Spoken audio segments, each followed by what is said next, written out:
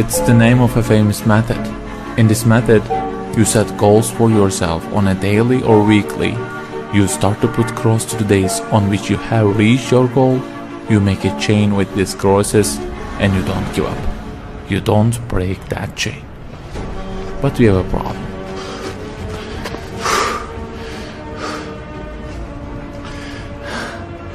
Personal development specialists say that we should have goals. You know, they say like, don't sleep more than 6 hours, learn a language, finish a book every week, don't stop, always run, don't give up on your dream, don't break the chain.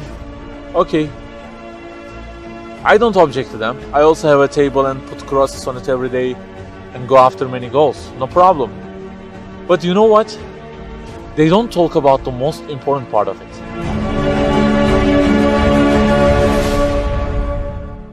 Let me give you a simple mathematical example. Try to imagine that you are adding numbers, and imagine that the numbers you have added up to this year is, for example, 35 in total, and you start from this year. For example, you will add 4 in this year, and then add 8 in next year, and it goes on. And there is an unknown time which counts down, and when it ends, you can't add any other number. Okay, you start the addition.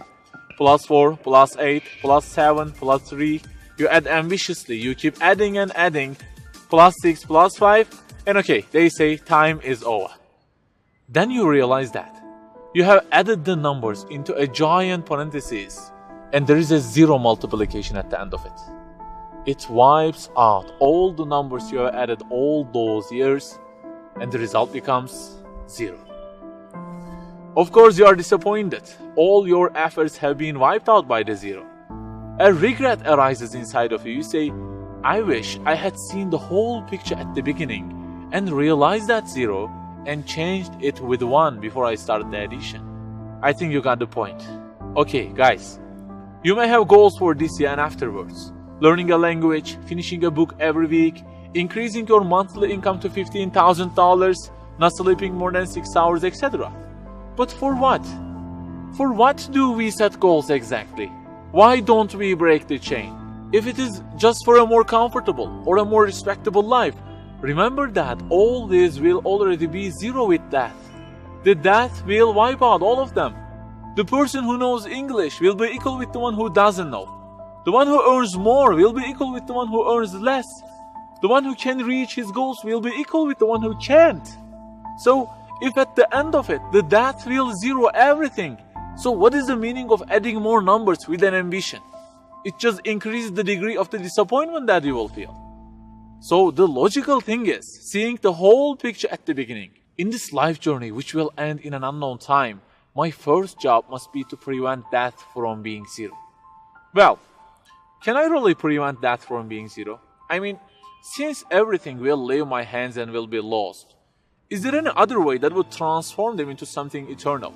I mean, isn't there any kind of stamp for eternity that would impress all of the things that I possess and say, look, there is a seal on them and you can't wipe them out, okay? They will remain forever. The only one to say such a thing is the owner of the everything. And he says, Kullu shay'in halikun. Everything, the languages you learn, the money you earn, the books you read, everything will be perished, illa wajhan, except their way towards Him.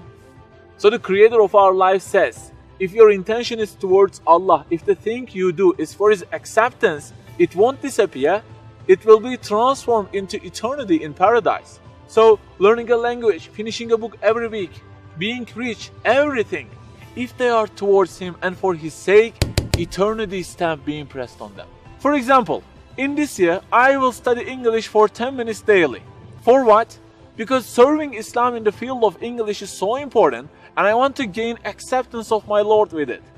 That 0 has turned into 1. This year, I will finish a book every week. Why?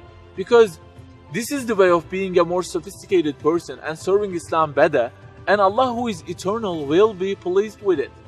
Good news, that 0 has turned into 1 because now His acceptance is your intention. I aim increasing the income of my company to $150,000. For what? Because I will spend that money on spreading the message of the Quran to the whole world and the publications that would please Him. you have exterminated the zero, because now your goal is towards him. We add and add like this through our lives, and they don't end with death. People who seek Allah's sake in their actions kill their death. Death cannot zero their additions. If the thing we do is for his acceptance, it is not mortal. You may say, I don't really love him that much, and maybe I don't really believe in him that much either. So how can I do everything for his sake? I don't even know who he is. My brother or sister, that's the problem. You don't even know who he is. And actually, it is our first job in this life, recognizing him. That's the first step. The more you recognize him, the more you love him. And the more you love him, the more you seek his sake in your actions. So learn about him. Who made you? What does he want? Why does he give you such a billion things in each day? Read, find out. Turning the zero into one is a lifelong process. Start at the point that you are missing and try to fix it. Like the specialists say, don't break the chain, but keep the chain to gain his acceptance. Run, but run to be eternal.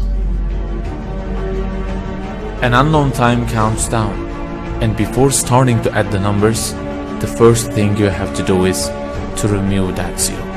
Otherwise, everything you added will be wiped out.